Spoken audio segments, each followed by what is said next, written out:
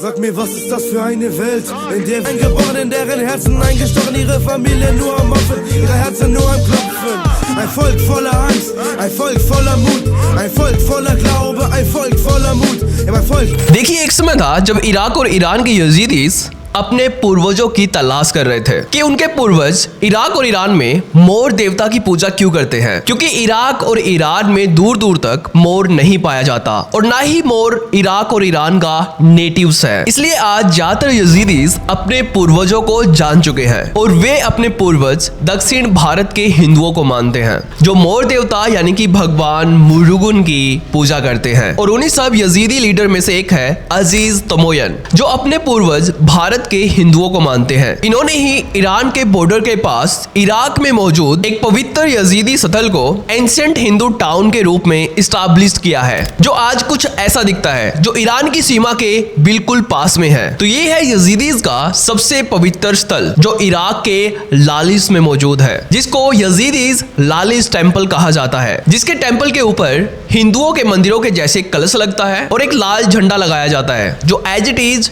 सनातन के एंशिएंट ध्वज के जैसा दिखता है। और यजीदीज का यही एक टेम्पल है जहाँ के शिखर पर कलश लगाया जाता है और एक लाल झंडा बांधा जाता है, जिसे देखने से लगता है कि यह एक हिंदू मंदिर है जो बिल्कुल एक हिंदू टेम्पल की भांति दिखता है। और अजीज तमोयन इस पूरी साइट का एक छोटा सा मॉडल हमेशा अपने पास रखते हैं और इस मॉडल के साथ ये एक मोर पंख भी रखते हैं जो इन्होंने भगवान कार्तिकेय के प्रतीक में यहाँ पर रखा गया है, क्योंकि अजीज इराक के इस लालिश टेम्पल को भगवान कार्तिकेय यानी कि भगवान शिव के पुत्र मुरुगन का एंशिएंट टेम्पल मानते हैं। और इसलिए यजीदीज ये बात मानते हैं कि इनका नया साल हिंदुओं के नया साल के दौरान ही आता है, यानी कि अप्रैल के महीने में आता है। इसलिए ये हिंदू कैलेंडर के अकॉर्डिंग ही अपना न्यू ईयर सेलिब्रेट करते हैं इराक की इस साइट पर, जिसके बारे में हम में से बहुत ही कम लोग जानते हैं कि यजीदीज और सनातन धर्म में इतनी ज्यादा यानी कि इतनी गहरी सिमिलैरिटीज मौजूद है। जैसे कि 3 अप्रैल 2026 को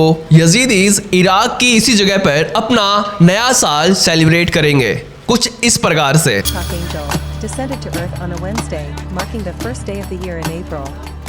On Red Wednesday or Chorshmasur, followers decorate their homes and garments with red flowers to commemorate the descent of Tammuz Melech, who is believed to have brought fertility and renewal.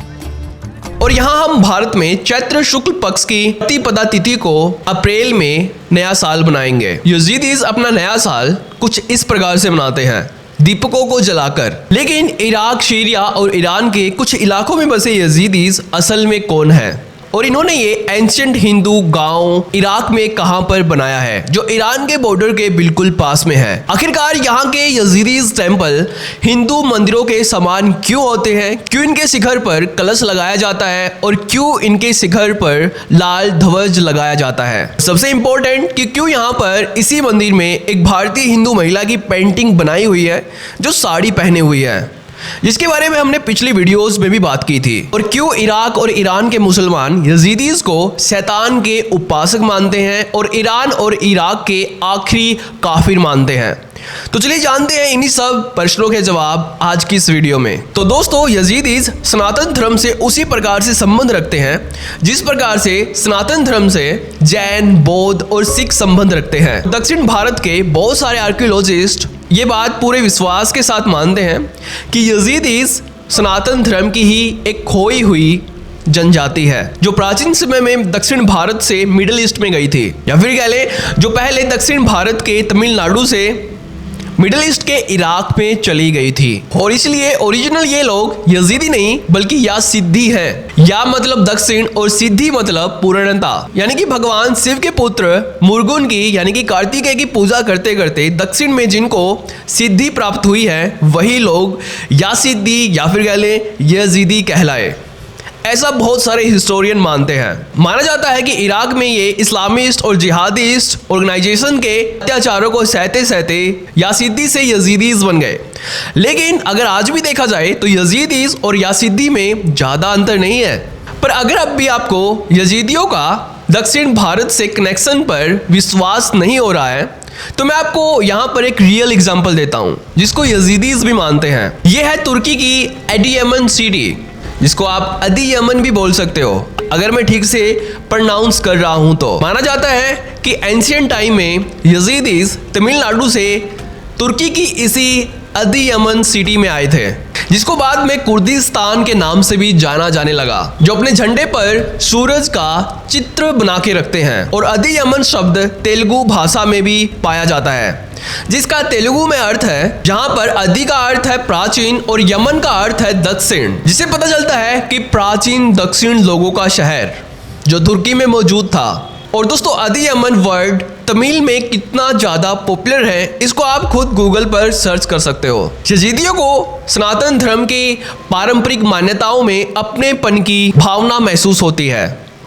जैसे कि अग्नि समारोह करना, यज्ञ करना, दीपकों को जलाकर मुर्गुन यानी कि मोर देवता की पूजा करना, और सबसे इंपॉर्टेंट कि ये भी पुनर्जन्म पर विश्वास करते हैं हिंदुओं की तरह, और साथ में तिलक भी लगाते हैं। और इसलिए आज भी यजीदीज के मोर देवता में भी पूजा पद्धति की परंपरा नजर आती है। और यही कारण है कि सीरिया और इराक और ईरान में रहने वाले यजीदीज की मान्यता सनातन से इतनी ज्यादा मिलती है कि मुसलमान इनको शैतान के उपासक मानते हैं और मिडिल ईस्ट के आखिरी काफिर मानते हैं। और इसलिए मिडिल ईस्ट के मुस्लिम्स यानी कि इराक, ईरान और सीरिया के मुस्लिम्स इनका फोर्सफुली इस्लाम में कन्वर्जन करके इनको मुस्लिम्स बनाते हैं और इनकी लड़कियों के साथ यानी कि यजीदीज लड़कियों के साथ यौन शोषण करते हैं और उनको ISIS को बेच देते हैं, जिसका विरोध अक्सर यजीदीज करते रहते हैं। तो ये थी यजीदी और सनातन की मुख्य समानताएं, जो बहुत ही कम लोगों को पता है कि यजीदीज असल में एंशियंट सनातन की ही एक रूट है, जो प्राचीन समय में दक्षिण भारत से मिडिल ईस्ट यानी कि इराक और ईरान में चली गई थी। तो दोस्तों अगर आपको ये वीडियो इंपॉर्टेंट लगती है तो इसको अपने रिलेटिव्स के साथ जरूर शेयर करना, और अगर आपको हमारा काम पसंद आता है तो हमें आपका समर्थन देने के लिए इस चैनल को जरूर से जरूर सब्सक्राइब कर लेना। और अगर आप हमें समर्थन देना चाहते हैं तो हमारे चैनल को ज्वाइन कर सकते हैं और हमें सुपर चैट भी दे सकते हैं। तो आज की इस वीडियो में इतना ही, तो थैंक्स फॉर वॉचिंग।